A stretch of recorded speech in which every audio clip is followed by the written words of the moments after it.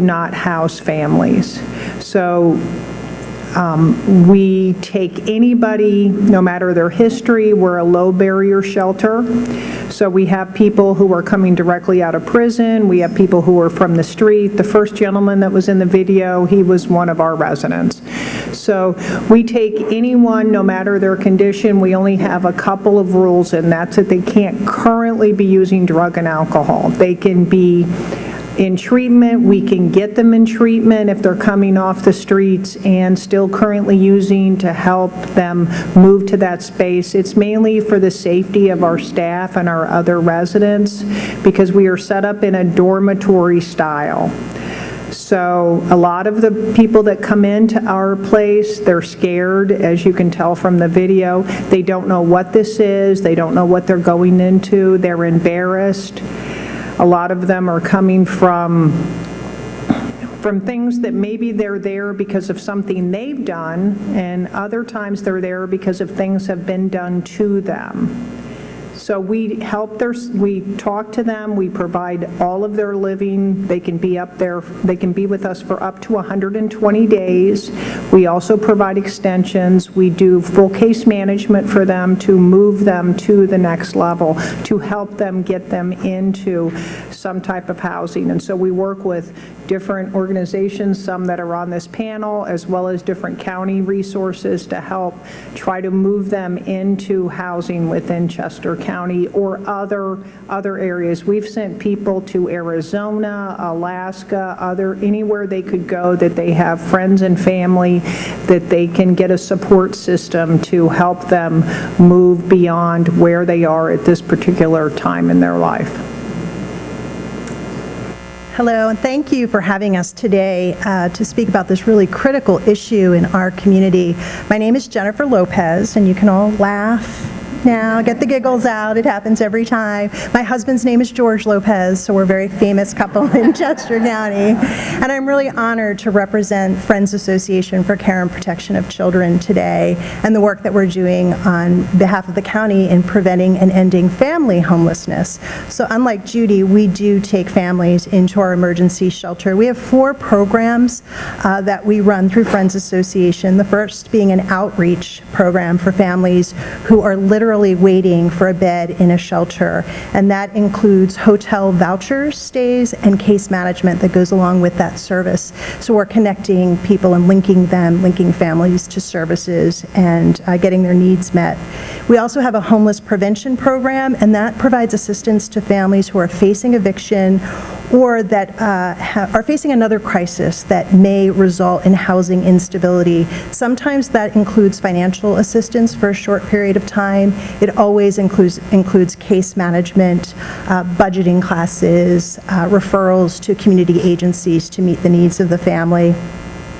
We also run a housing stability case management program, and that's for families who are leaving shelter. And so we work with them through case management for up to 18 months to make sure that they stay in housing. And it sometimes includes financial assistance and, again, referrals and linkages to programs within our community that can meet their need. We also do a prepared renters education program with all the families in our programs. And then last but not least, a little gem in downtown Westchester that you wouldn't know, we run an emergency family shelter. It houses 6 families in individual apartments. They're fully furnished, and it really is a stepping stone into stability. It's private, it's a safe setting, all of the family's basic needs are met, and case management begins at that point. We take all families, so 2-parent families, single-parent families, multi-generational families, whatever the family composition at the time of homelessness. With all of our programs, we work really closely with all of our community partners and Decade to Doorways, and we're really focusing on reorienting the system from one that shelters and manages homelessness to one that ends and prevents homelessness through diversion, prevention, and rapid rehousing. We are a strength-based model, so we go into our work believing that families have strengths that they bring with them, that preserving the family is essential to their success, that families are capable of making decisions about what's best for their family, and they have rights and beliefs that we need to recognize and respect. And honestly, our work is critical, it's important. We're looking to do more than just sweeten the day of a child that finds themselves in a shelter. We're really setting a trajectory that will have a long-term impact in our community.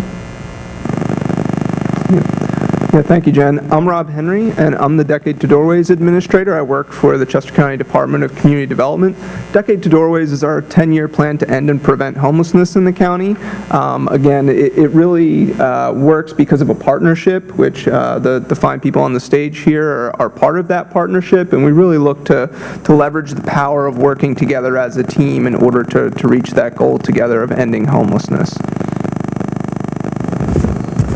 Sorry, my stand. I might just take it out. Is that okay? Okay. Hi, everyone. Thank you so much for coming today. My name is Jessica Prendergast, and I am the Associate Director of Programs at Home of the Sparrow. What we do is we are a Chester County nonprofit that's focused on the prevention and elimination of homelessness amongst women and children. What we have is, we're not actually a shelter, like our partners down on the other end, but we're kind of like the next step after the shelter. So we have a couple of different programs that we've implemented. One is our pre-senior housing, bridge housing. We have 2 properties. One is in Coatesville with separate individual apartments. One is in Westchester, and that's specifically for women ages 50 to 62. We found there's a gap in services, and what we do is, as long as they're working, they can come and stay in one of those properties. They pay a percentage of their income to rent, and it kind of gives them time to apply for subsidized senior housing, because a lot of times those wait lists can be a couple years long. We also have our supportive housing program, and that's for single women and single mothers who are renting a property in Chester County. They're working full-time, but it's still not enough. They're one disaster away from being homeless. So what that program is, it's up to 12 months. We pay a rental subsidy directly to their landlord in exchange for them doing intensive budgeting sessions with us. So we'll meet with them twice a month, go over all of their expenses, and they save all of their receipts. And it's definitely a learning process for a lot of people that have never had any type of financial literacy. And the goal being, by the end of that program, they're stable enough that they no longer need our assistance. If they graduate positively, they then become a part of our graduate outreach, and then they can continue to come to programs for as long as they want to. We have a shared housing program, which is the only one of its kind here in Chester County, and it actually is free. So how it works is, someone comes to us and they own a home, but they have an extra room they want to rent. But obviously rentals in Chester County are extremely high. So what this person comes to us because it's kind of mutually beneficial. Maybe they need the extra income to be able to stay in the property, or maybe they just want to use that space. So then what we have is, we have single women fill out applications with us, and we try to match them together. And once we do make that match, we put them in a month-to-month lease together, and they kind of take it from there. And sometimes the partnerships end up lasting years. But what's great about it is, the rent that they're paying is much more affordable than if they were to rent an apartment on their own. Our other program that I'm very proud of is our Women's Reentry and Assessment Program. We partner with Chester County Adult Probation and provide case management at any one time to 60 women that are on adult probation. These are women that are anywhere from inpatient centers to Chester County Prison, to some that have just left prison, to actually living out in the community. So what we do there is, we've done a lot of financial work with them, as far as helping them with security deposits and rental assistance, to be able to get into their own places. So we have a very holistic view of it, but one of our biggest focuses is housing, because a lot of them don't have the supports. Then the last program is our eviction prevention program, and that's when a single mother or a single woman comes to us, they're working full-time, usually something happens, their car broke down, something like that, and the rent money went to something that they didn't have any savings for. So what we can do is, we partner with other agencies like Friends and so on, and we can pay up to $500 to prevent an eviction. So usually multiple agencies will come together, and we'll prevent the eviction, prevent the drama. So that's Home of the Sparrow. Thank you, panel. I'm going to begin with Jessica, next follow-up question. So we're just going to continue with some questions. So, Jessica, are you seeing an increase in older women experiencing homelessness? And if so, why do you think that that's happening? So when I came into the Home of the Sparrow about 2 or 3 years ago, the houses that we currently use now for pre-senior bridge housing had previously been for transitional for families. But then what my director had started seeing was there was this gap. And the gap is that women who have not yet reached the Social Security age, sometimes maybe they lost a partner or they lost their job, they don't have any other family members, and if they're making only like $10, $12 an hour, it's not enough to support it. I think a lot of the reasoning behind that is because people were working these jobs and they may have been working for years and years and years, but there was no retirement planning. And so the best option for them truly is senior subsidized housing, but like I said, the problem with that here in Chester County is the wait list is years long. So they need a safe place that they can stay in the interim. Thank you. Rob, can you describe the process by which an individual or family would access shelter or housing services? Yeah, certainly. So coordinated entry is really the process that people access, homeless services in Chester County, and that's happening across the country. Currently, our coordinated entry provider is Connect Points, but we've got some changes coming to our coordinated entry system. We're now going to have a street outreach component with it, which will be done by Human Services, and we're also going to have a call center. So it'll be two pieces, or a call center, and that'll be United Way of Chester County's 211. So these two pieces, the call center and the street outreach, are going to work together, that when people call in and say that they're having some kind of housing crisis, whether they're homeless at that time or not, we're going to be able to direct them to the correct services. And street outreach, if they are out somewhere outside or out in the community, is actually going to be able to go out and meet with these people. Another exciting thing that's happening with that is we're going to have more diversion services, which is something that Jen had mentioned. We're going to have stronger diversion. And what diversion means is that, people that are in that housing crisis, we're going to try and prevent people from entering shelter unless they really need to go to shelter. So if someone has a small utility bill and that's the reason why they're seeking shelter, it would make more sense for us to help someone with a small utility bill than for a whole family to enter a shelter and go through that lengthy process. So we're really excited about these changes happening in coordinated entry, and we think that that's really going to allow people to access shelter and the multitude of other services we have in the community much more efficiently. Jennifer, in your introduction, you explained that Friends Association serves families. Can you talk a little bit about the impact homelessness has on children in families experiencing homelessness? Yeah, get ready to be depressed because it's really sad. Homelessness impacts children in every single way. The truth is families can't afford housing, they can't afford food, they can't afford health care, so many of the basic necessities in life. And we're not talking about just a handful of people that are slipping through the cracks. There are like Route 202 size potholes that people are falling into.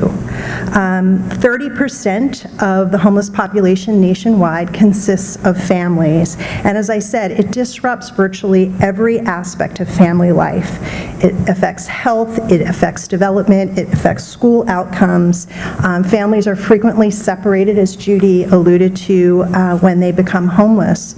Just to give you a couple of specific examples, a child experiencing homelessness is 3 times more likely to be placed in special education, 8 to 9 times more likely to repeat a grade, 42% will drop out of school at least one time, 47% will suffer from anxiety, depression, or aggression, and a quarter of children under 5 will suffer from anxiety, depression, or aggression. And the health outcomes are tremendous as well. We see mothers with new babies coming in with low birth weight. They're sick at twice the rate of their housed counterparts, twice the rate of ear infections, 4 times the rate of asthma, and 4 times the rate of developmental delays. So it really is a national crisis that we're seeing. Kids don't have years to wait for a long-term solution. The impact of the stress of being homeless affects their development every single day of their lives. There is a statistic out there that says there's an 18% of return on investment for money spent on high-quality preschool and early education Association, and that's something that we're focusing on at Friends Association in enrolling students in early Head Start, children under the age of 5 in early Head Start, so that we can stabilize them and have some consistency in their lives. I give you these statistics, and I was mentioning to someone that my first day on the job was MLK Day, and I had to do a speech, and I remember looking at this and thinking it was really depressing and sad, and it's one thing to see it on a piece of paper. And now that I've been with the agency for 10 months, I've interacted with 15 families who've moved in and out of the shelter, and I can tell you that there is not one child that I've interacted with that has not had one of these impacts on their health, their well-being, their school involvement. I see it every single day. This is a very real crisis that we're facing. We really need to begin addressing the issues that children face in homelessness as part of families and taking a two-generation approach. So as we're working with families to improve their economic mobility and their housing, that we're also looking at the children and making sure that they're getting their needs met and that their healthcare needs are being met and their educational outcomes are being met. Being homeless is a trauma, and we know this affects brain development and it affects the bodies of children experiencing homelessness. A child who's born to a mother who is facing toxic stress or high levels of stress will have abnormal rates of cortisol in their system when they're born. And the brain is really prioritizing safety for children, so it doesn't have the room to focus on learning when a child is experiencing a trauma. Thank you. Judy, you, in your introduction, you explained that you're a safe harbor as a shelter for 20 beds for men and women, and you see a lot of different individuals and their situations. And one that you've communicated, or one of the issues that you've communicated regularly is the impact of illness. Can you talk a little bit about the effect of chronic illness on an individual obtaining permanent housing? So we, over the last several years, have seen a pretty big uptick in the number of individuals seeking shelter at Safe Harbor who are coming in with chronic health conditions. Part of it is related to our population's aging that's coming in. Last year, 40% of my residents were age 50 and older. Our oldest gentleman was 86 years old. That's really hard to think about, that there's someone 86 that's coming into shelter. So part of the chronic conditions is a matter of the whole aging process. They're coming in with diabetes, high blood pressure. A lot of them are coming out of hospital stays from those chronic conditions. We have people come in with amputations from recent hospital stays due to diabetes, et cetera. So there's that aspect just because of aging, but also when people have been homeless, it has as Jennifer was talking about, there's a stress factor, a trauma-induced factor that reduces your immunization within your body, that make people more susceptible to illness, more susceptible for disease taking hold. And we've had people come in. Last year, I had 4 folks who were in stage 3 or 4 cancer coming into our shelter. So it's created a huge impact on what we're able to do for those folks. Our partnering is having to increase vastly with health organizations and respite centers, hospice, et cetera, for what we can do for those folks who are coming in to our shelter. And it also impacts the people that are coming in. Maybe they're not coming in to stay, but we have people who come in under code red or code blue based on temperature. I find that many of the folks who are coming in under those conditions are even sicker than the population that we have who are coming in looking for residential long-term treatment, because those folks tend to have been on the street longer. Perhaps they don't want to come into shelter for a long period of time, but they're just, when it's really hot or really cold, they're willing to consider coming in. So many times those people are coming in with really serious medical conditions. Frankly, we have the ambulance coming to pick people up from our shelter on a fairly regular basis. And that, I've seen that uptick in the 2 years that I've been the CEO. I've seen that number just keep going higher and higher at, every month, really. Thank you. So I want to go back to Jessica. Jessica talked a little bit about Home the Sparrow and their work with individuals with a criminal record. Can you elaborate a little bit more on the impact of incarceration and/or a criminal record on an individual or family's ability to find housing, keep housing, et cetera? Absolutely. So I know we were talking just before this, Jen and I was saying how a lot of the women in our RAP program have gone through shelters, such as the Friends Association shelter, because when they come out of prison, they don't have any supports and they don't have anywhere to go. And a lot of times what happens is they have children as well that they're reuniting with, but no way to keep a roof over their head. You have to remember that when someone comes out of prison, they're starting completely from scratch. A lot of times there isn't a job lined up. With housing, maybe they can stay on a friend's couch. To us, that's still homeless. And the way to combat that is by coming in and providing our services as far as like what I was talking about earlier with like the holistic case management. So what we're addressing is not only the need of the housing, but like how do we get them stable? A lot of times that involves making sure they're accessing mental health treatment. A lot of the women have severe mental health issues through no fault of their own. They've been exposed to extreme amounts of trauma. So we're dealing with that at the same time trying to help them mother their children. And one of the ways we've really been able to do that with people coming out of incarceration is through a special grant that we have, because a lot of the women don't have the funding saved up to be able to do security deposit. They've never had independent housing. In the last 2.5 years while I've worked with this program, I can't tell you how many countless of women have come through adult probation and have met with us and have said, this is the first time I've ever had my own apartment. And to see something like that and for them to be able to put a roof over their children's head after they've never been able to do that before, it's a pretty magical moment, and it's awesome for them as moms. Thank you.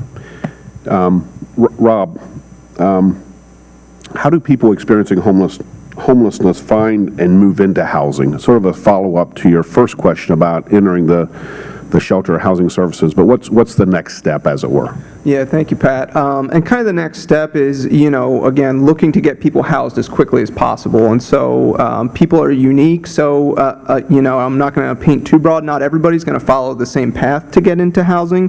But one of the things that Decade to Doorways is really trying to, promote within our system is this philosophy of housing first.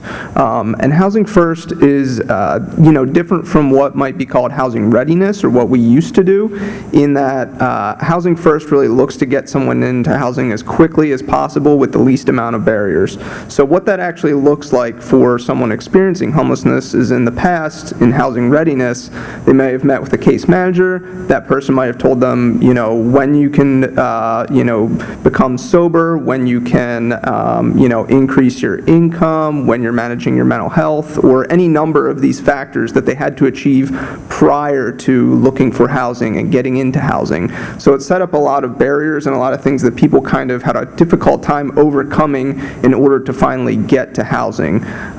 Whereas Housing First kind of flips that script, and when people sit down with their case manager, we want case managers to say, how do we get you into housing as quickly as possible? And the reason why Housing First works is when people get into housing and they don't have to worry about, where they're going to lay their head tonight, they're much better able to work with the issues and manage those issues that they might be having that cause them maybe to become homeless, and that now they're able to address those issues and become more stable in their housing. So Housing First is a big part of it. Our largest housing program is called Rapid Rehousing, and this program, by the numbers, is very effective. We know that 91% of the people exiting this program are exiting into housing, and only 5% of those people will return to a homeless situation within 12 months. So Housing First works, it's very effective, and we're seeing that, so it's a great way for people to get into housing. Jennifer, I'm going to ask you sort of a two-part question, if that's okay. So first, what are the primary challenges to keeping a family together that's experiencing homelessness? And then the second part is how do the school districts interact in that process, or generally the process, some of the work that you do? It's interesting because they're kind of interrelated. I think probably the biggest challenge faced by a family experiencing homelessness is being separated from the family. There's a lack of shelter space. I think as of Friday, Rob, correct me if I'm wrong, we had 15 families on the waiting list for shelter, some facing eviction and imminently homeless, some quite literally living in their cars, and there's a lack of space. So sometimes a family will have to put children in different family members' homes while they go into Judy's shelter as a single mom or a single dad because we don't have room. We also partner with the CYWA who only take women and children. So if there is a father in the picture, where does he go with his children? We've had 2 single dads over the past 6 months. We had a brother-sister stay in the shelter in early spring with the sister's 5 children. So really, I think the biggest challenge that a family faces is separation and being in unsafe situations. Sometimes families will have the funding to pay for their own hotel or motel stay, but it's oftentimes in unsafe areas, not an ideal situation for a family to be running back and forth away from their community and social supports that they have within their community and staying in a hotel room. It's more expensive for food, it's more expensive for transportation. All of those things go along with staying in a hotel or motel. And when the funds are depleted, that's when we'll see a family separate and place children with different relatives. We've had families where a relative will take their children, but they're sleeping in their car while the children are inside. And it kind of leads into what the school is doing. One of the biggest challenges faced by our system as a whole is that there are 2 different definitions of homelessness used by the federal government. So the Department of Housing and Urban Development has one definition that does not include a family that's doubled up or what we call couch surfing, or a family that's paying for a hotel motel on their own, where the Department of Education does include that. So we, within this system, are so taxed with the funding resources and working with the families and individuals that meet the HUD definition that we're not even touching on the kids in the school system. So you'll see different numbers out there because the Department of Education is tracking this differently and counts it differently. Each school does have a homeless school liaison, and their role really is to reduce any barriers to enrollment for kids, so things like immunization or past school records. The goal is to get the child in school as soon as possible and then find that paperwork afterwards and get those records together after the fact.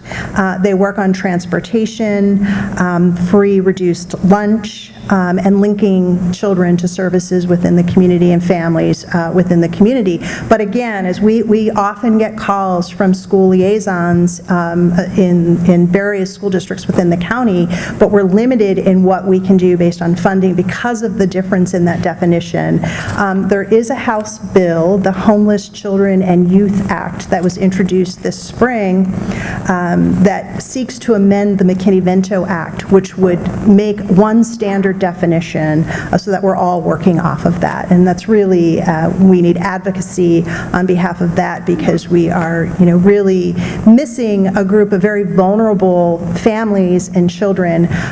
Just because a family is not living in their car doesn't mean that they aren't vulnerable leading up to the time when they end up in their car. So couch surfing, staying in unsafe places, they're still very, very vulnerable. They're still having impact on health, development, all those things I spoke of. Just because they're not staying in their car does not mean that that's not happening. And usually they end up coming into our system in one way or another. And I do want to add this. I didn't want to depress you completely with the statistics about health and educational outcomes. Research also shows that children are extremely resilient, so they do bounce back with the right supports in place. And there is some research that say that after a few years after experiencing homelessness, given the right services and linkages, children can bounce back and not have long-term impact. Thank you. So Judy, this is the 25th anniversary of Safe Harbor. I can't even do the math. 25 years ago, I believe, was 1996, if my math is right. So that's a number of years. So the question for Judy is, what's changed? I mean, how has the services provided at Safe Harbor and just how the services are delivered changed over that time? So, yeah, so 2019 actually will be our 25th anniversary. So Safe Harbor was actually, that was when we moved into a physical building. In 1992, they actually started as a traveling shelter, moving from between different churches in the borough of Westchester for 30 days at a time. And then finally, in 1995, they were able to move into a one-story building where we are now at 20 North Matlack Street. And at that time, there was 20 beds for single men and 4 beds for single women. And at the time, the majority of people that were coming through the shelter were coming through 4 shorter periods. We were moving more people through the shelter. They were coming and staying a few weeks, maybe a month, but they weren't these extended amounts of time. But as the economic boom in Chester County has occurred, that prosperity has meant that the folks that are not at that top end of the spectrum that has made Chester County the wealthiest county in the state and one of the top 30 in the country, those folks that are on that bottom rung making minimum wage or $10, $11, $12 an hour, as we've discussed, it's just not enough to have them be able to stay in their own apartment or housing situation. So we have found ourselves housing people for longer. In addition, in 2007, Safe Harbor was approached by another community group who initially did the traveling through the churches, saying we really need more housing for single women. They were falling through the cracks and there was no place for them to go in Chester County. So Safe Harbor was approached, would we consider, if the funds were able to be raised for the capital expense of building a second floor and expanding our resources. So we did do that. So in December of 2010, our second story opened, and that's when we were able to start offering beds to 20 single women at a time.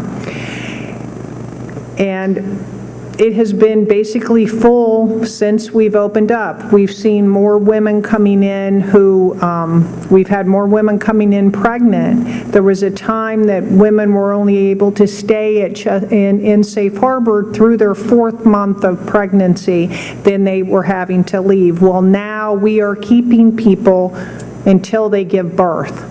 So we have women in our shelter. Right now we have 2 women that are pregnant. There was a period early in this year that we had 3 women that were pregnant. So we've seen a lot of changes. We've seen the population coming in being very vulnerable, having severe mental health and drug and alcohol addictions that they're coming in needing a lot of resources.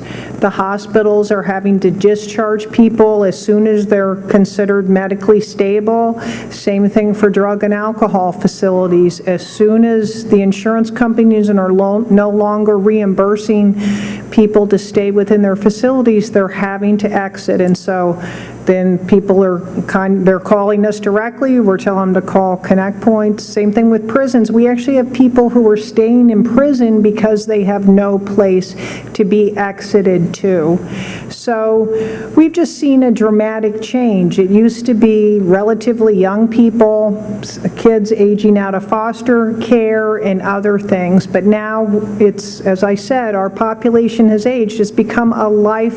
For many people, it's happening abruptly.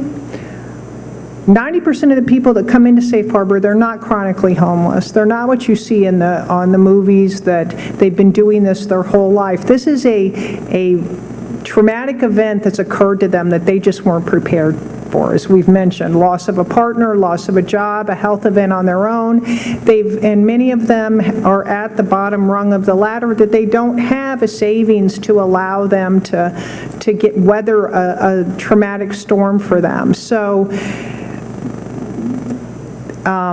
that's really the biggest change, is people in middle age showing up and having to start completely over at that time of their life. If you can look around, I know I'm in that age group now, so thinking about trying to start over then, they really come in and need a lot of resources. So that's been a major change for us. Fantastic. So I'm going to do an audible and maybe open it up to the audience. I know the panel has covered a lot of ground and provided a lot of information, and as they've been talking, I'm sure you've had questions that you'd like as a follow-up. So I'm going to pause and see if there is anyone that has any questions that they'd like to pose. Yes, sir. In our church, we've been looking at the problem of college students, and I was wondering how much of an issue that is. That really surprised me. So the question, if you couldn't hear, was college students. What are we seeing in Chester County in terms of the number and the issues around college-age individuals in a homeless situation? The numbers, but I did read an article recently about Westchester University keeping the campus open, the housing units open for students who were experiencing homelessness to stay through the traditional breaks where everyone would go home and the dorms would close. So I know that it has been an issue. Can you hear me? Oh, there we go. So I know we have partnered with Westchester University in the past. So even though our home that we do have in Westchester, it usually houses about 5 women. That's supposed to be for pre-senior. The actual wording of it is that it has to be mostly pre-senior. So there have been multiple times over the past few years where Westchester University has made a call to us, said they had a homeless student, and we've taken that person in and done the case management and worked with them to get them into permanent housing elsewhere, because it is happening. I had never heard of it before, but it's kind of under the wraps. People aren't really aware of it. But part of the answer is, as well, is we do have sort of an out-of-county policy or initiative where we work regionally. So this college-age students that may be homeless from Philadelphia or Lehigh Valley, we're connecting them back to resources there as they go back. And vice versa, if there are issues there. So I do think if you looked at our demographic information as well, whether that was looking at the Friends Association or the CYWA, you would see a high number of families with female-headed households in that 18 to 24 years of age demographic to follow up. A student with us, a male student last fall, who was with us for the first semester until he was able to obtain housing and be able to move into something else. And then we had a female student who just recently was able to get housing and move into housing. So Safe Harbor has housed those students. Previously, again, Westchester, because they're the closest to us, they now have resources that as the university has become aware, we, besides just doing shelter, we also do a community lunch program for anybody in our community, because 12% of Chester County is food insecure. So as we've talked about, we have people come in for lunch 6 days a week, and we do have a pop-up food pantry. As we discussed that for free and reduced lunch during the summer and breaks, we get a lot of families coming in because their kids aren't getting that at school. But we used to have a lot more Westchester students. They do still come to us. They will come to us for community lunch. But now Westchester has developed a food resource pantry that they've also identified for students who aren't able to, get food for themselves. But we provide that for at least, that's the closest partner being Westchester. But we did have another student that was going to college out in Lancaster. So he stayed with us for a few months before he was able to move into housing out there. So back here in the middle. No, you. Yes. I serve on Westchester University's advisory board for their resource pantry and am involved in the college student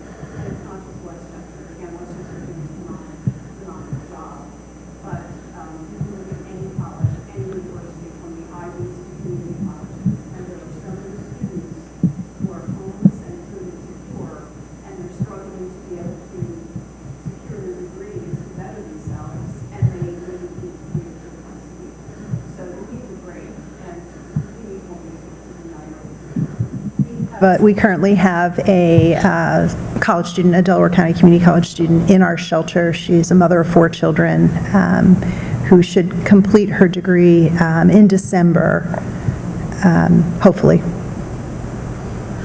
Yes, over in front. Just wondering how we deal with maybe other children who have to leave their residence, become homeless, or if they use your facilities, if they have a family pet, how that's dealt with and those kinds of things. So we have, if it's a service animal, we allow the service animal to come with them. If not, we have been working with Mainline Rescue to foster the pet so that when they are housed, they can have the pet back. And that's, I know that nationally there are some different things going on around that, and it's definitely an issue, but that's where we're at right now. It's really, if I can interject, it's really where the housing first that Rob described, if we can take that situation, whether it's a single woman with children with a pet or a single man with a pet, and get them into an apartment.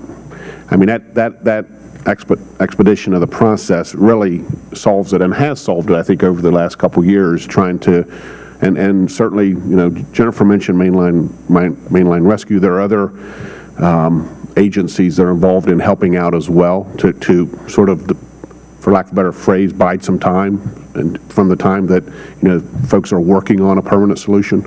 So I think there's a lot of recognition of that important issue. Yes. Can I clarify, safe harbors you take on the communities that run We only house adults, so you have to be 18 to come into our shelter. their school? Yes, 18, whether they're still in high school or whatever. It's just 18's the cutoff to be able to enter our shelter. I believe Valley Youth House is a provider that works specifically with some people that would be under 18. Is that all still to connect points as the first point of contact to get any of these services up here? Yeah, so Connect Points can help direct people to kind of any of the services. Oftentimes it's shelter, but they would be able to answer questions too. It's a great place to, if someone just needs more information. And again, we're looking to grow those services too with the new coordinated entry that we're going to be starting. So just to reiterate what Rob said earlier, and I don't mean to, but just echo, as of January 1st, that service will shift to 211. So Connect Points and the 1-800 number to contact Connect Points today through December 31st will change to 211. And we will advertise that extensively. That'll be on our website all over the place, and also as a fail-safe, if someone calls Connect Points, we're going to have those calls forwarded to the new 211 system.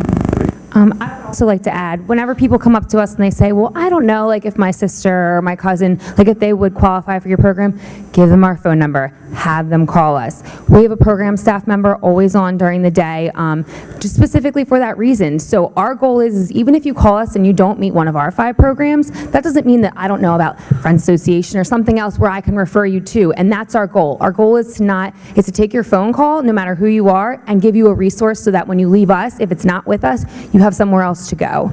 And I think that's really important, is picking up the phone and taking those phone calls, because I can't tell you how many people have called and they're like, I have no idea if this is the right place, but they're like, thank you so much for listening, because they've called so many places and people, kind of just put them through the ringer.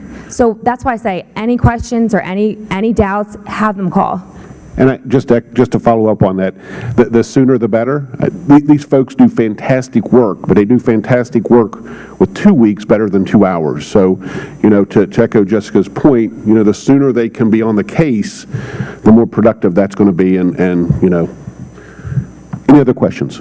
Yes. As the county has grown over the last 20 years or so, it seems to me part of the issue is, all you guys do great work, and I'm familiar with some of it, but it seems to me part of the issue is the quantity of safe, affordable housing in the county. And if that's the case, then how do we as a community, either a faith community or just a community, encourage more affordable housing in the county?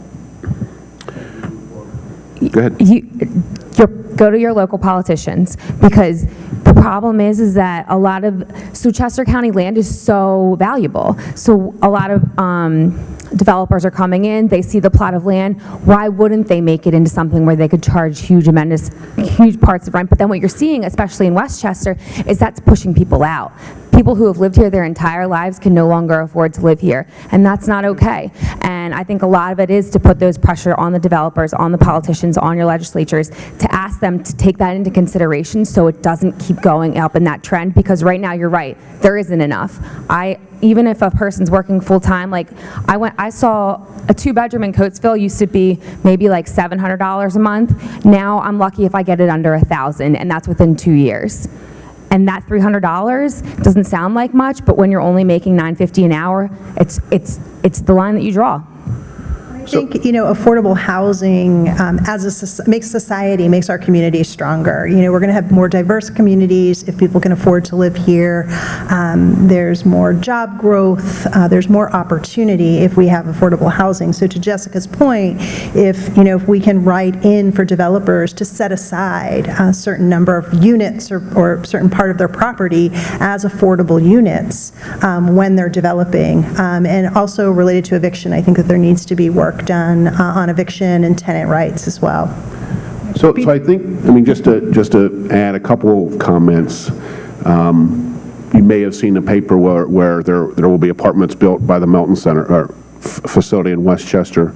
Last year, Stilltown Village opened in Phoenixville. I can tell you that these are great developments, meaningful, very helpful for this issue, but there was community opposition in Phoenixville, and I would guess as they go through the planning process in Westchester, there'll be some community opposition there as well. To answer your specific question, show up at the borough council meetings. Speak to the elected officials who will decide. I think that was said before, but make sure that the individuals that are saying we don't want this in our town are balanced with the folks that point out that this is a necessary development. It will be well managed. It will serve a need that we have in our community. So I think that's, over time, I go to those meetings, whether I speak or whether I'm just a person in a chair supporting it. It's meaningful. It shows those folks that have to vote that there is support from that perspective. I think the other thing that we have to focus on is minimum wage and having livable wage within the county. So if you own a business, if you know someone who owns a business, we should be paying livable wages. I went from county government into the nonprofit sector, and I'm looking at what I pay my own employees, and is it a livable wage? Can my employees afford to live and work in Chester County? And sometimes the answer is no, and that's really disheartening. So the people who are really on those lower rungs, they're all but disappearing in this conversation. So there really needs to be a lot of advocacy around minimum wage, fair wage, livable wage, especially in Chester County.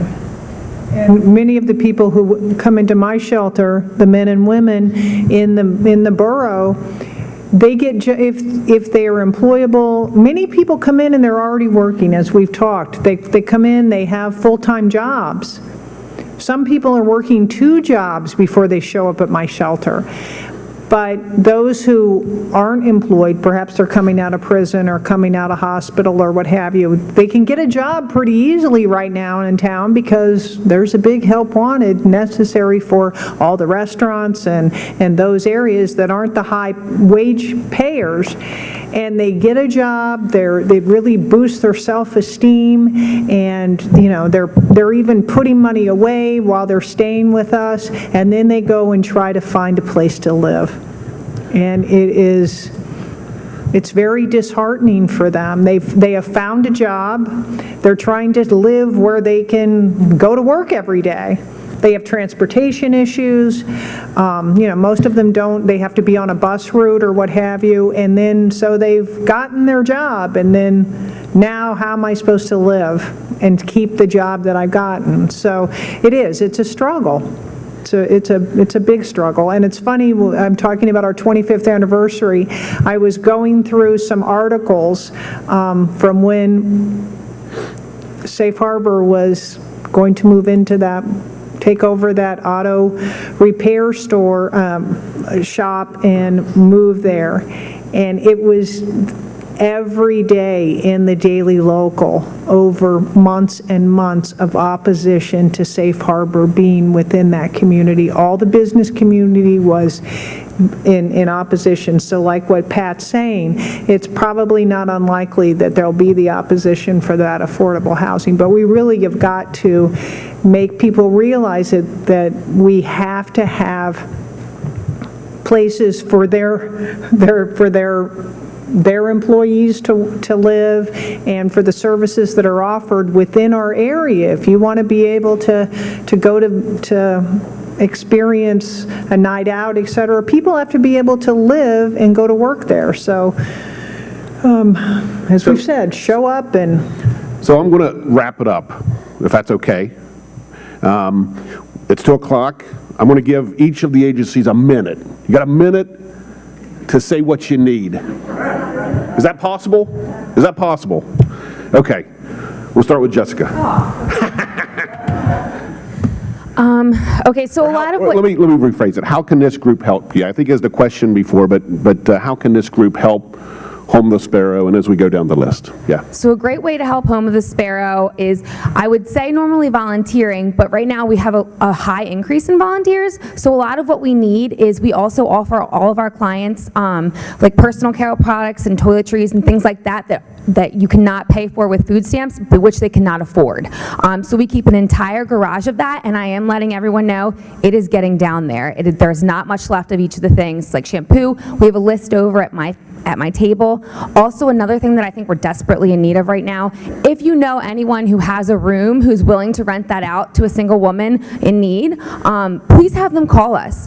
We usually have a list of at least like 5 to 10 women ongoing that need to be placed and need a place to go for that decreased rental cost, but a lot of times we don't have the providers. And we've been talking about how we think the churches are probably one of the strongest networks to really go and speak about this to, because they have the heart for it as well. So please, if that's something that you or you know somebody who could do that, please have them just give us a call.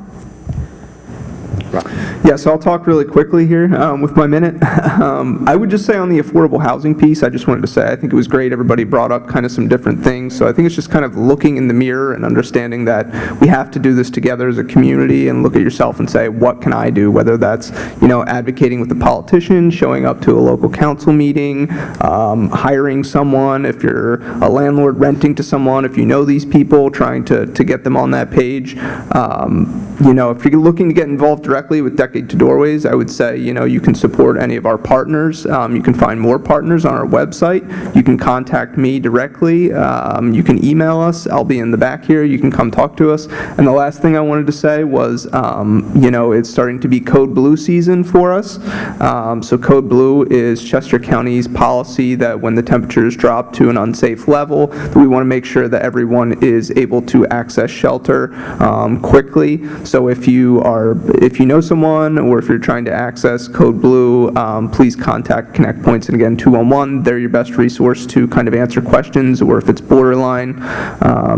And yeah, you can also find that information on our website. So thank you.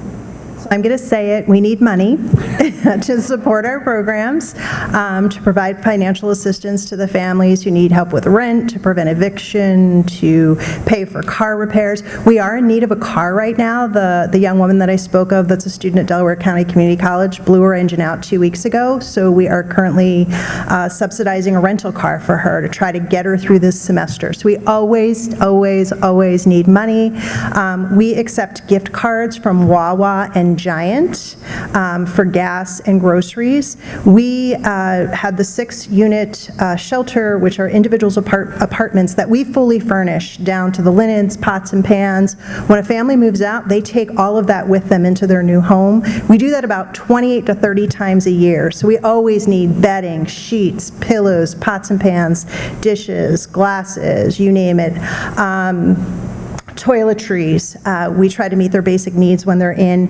We always love to have volunteers on site helping. We do tutoring programs for the kids in the shelter, lots of opportunities to decorate the shelter, do service projects around the building, administrative support, and then we need advocacy. We need you being the voice for affordable housing, for a livable wage, for understanding our neighbors who are in need and what this issue is and what it looks like.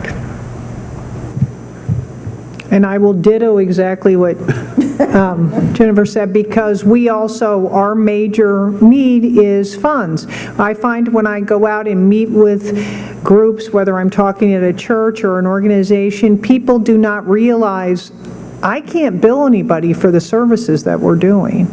There's nobody that, we have very limited public funds. The public sector is not pouring money into emergency shelters. So it's the private sector that is funding about 90% of the $1 million it costs me to run my shelter every year. So I have to get that word out, and most people don't realize that.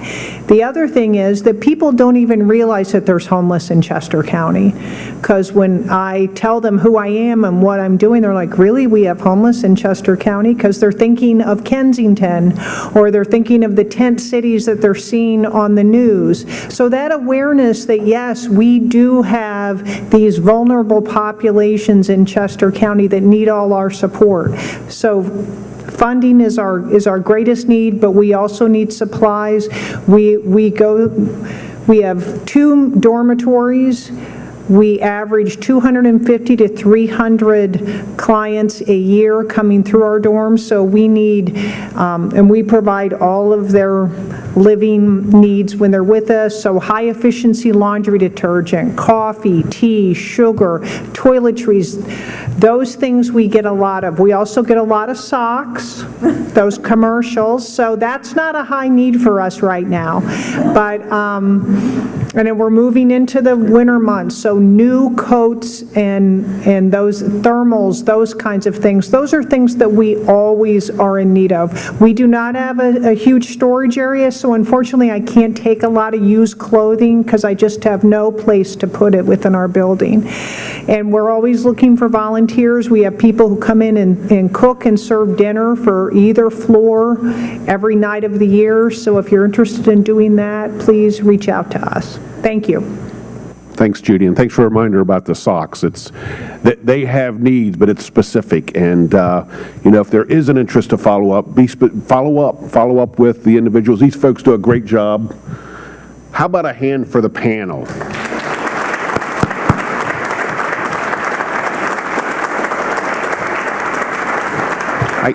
I knew that when I saw the list of the panel, I would have a pretty easy job being the moderator, so that was comforting. So thank you, panelists, from me. I appreciate your insight and your expertise here, but also on a daily basis.